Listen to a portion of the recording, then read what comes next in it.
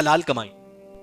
حلال کمائی یاد رکھو. حرام کمائی ہے تو اللہ تعالیٰ اس کی دعا قبول نہیں کرتے. ایک شخص سفر میں تھا, دعا کرتا ہے اللہ سے, حدیث میں آتا ہے کہ اس کی دعا اللہ تعالیٰ قبول نہیں کرتی. کیوں؟ مطعمہ حرام, اس کا جو ہے نا کھانا حرام ہے.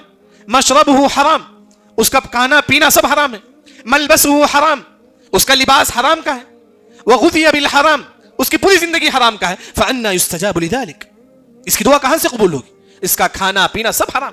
لیکن آج کتنے لوگ ہیں جو حلال کماتے ہیں؟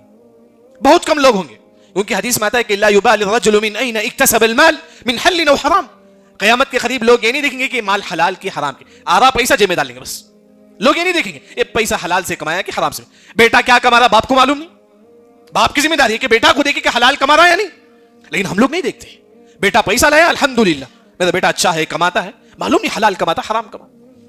حدیث میں آتا ہے کہ لا يدخل الجنة لحم نبت من السحت, جسم کا یہ ایک ٹکڑا بھی اگر حرام سے پلا ہے, جسم کا یہ ایک گوشت بھی اگر حرام سے پلا ہے, وہ مسلمان نار جہنم میں داخل ہوگا. تو انسان حلال کماتا ہے تو اس کی دعا اللہ تعالیٰ قبول کرتے ہیں.